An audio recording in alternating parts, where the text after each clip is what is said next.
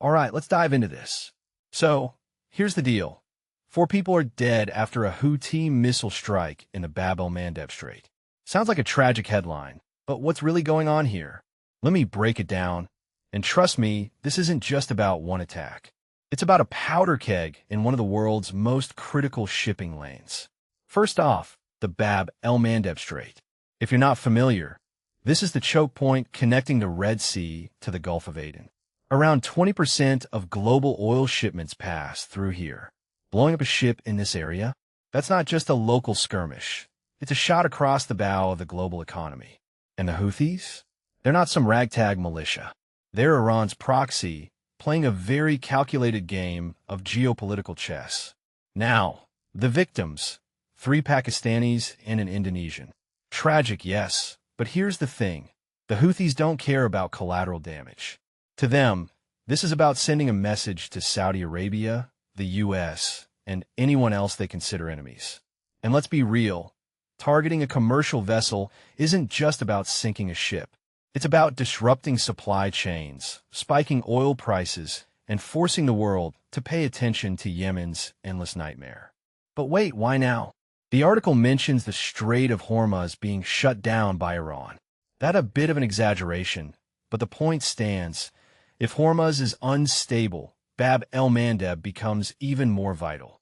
Saudi Arabia's oil exports need this route to bypass Persian Gulf tensions. So the Houthis aren't just fighting Yemen's civil war anymore. They're weaponizing global trade routes. And honestly, this could reignite the Yemen war that's been simmering since 2015. The 2022 truce was always fragile, but this attack? That ship has sailed, literally. Let's talk about Iran here. Their foreign minister claims they're invincible after confronting the U.S. and Israel. Bold words, but what's their endgame? Blocking Hormuz, arming Houthis, and refusing to lift sanctions. This isn't about survival. It's about projecting power. And Pakistan's envoy shuttling between Tehran and Washington? Classic middleman diplomacy. But does anyone really think the U.S. is going to cave on sanctions? Trump called Iran broke.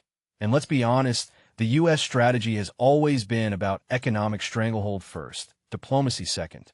Here's what fascinates me. The Assad angle. A death sentence in absentia? That's symbolic justice for a war criminal.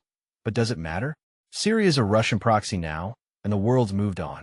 Meanwhile, Yemen's disaster keeps getting worse. The Houthis are using missiles to scream, "We're still here," while Iran tightens its grip. And the rest of us? We're just along for the ride as oil prices jitter and insurance costs for ships spike. So what's the bigger picture? This attack isn't an outlier. It's a symptom. The Middle East isn't just a hotspot. It's a pressure valve for global energy security. Every missile fired in Yemen, every sanction slapped on Iran, ripples outward. And here's the kicker. The average person in Pakistan or Indonesia probably didn't sign up to die in a war they've got no stake in.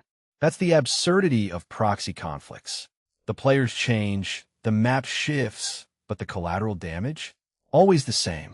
What's next? If history's any guide, this'll escalate. More attacks, more sanctions, more diplomatic theater. But until someone addresses the root issues, Yemen's humanitarian crisis, Iran's regional ambitions, Saudi security fears, we're just watching the same script play out.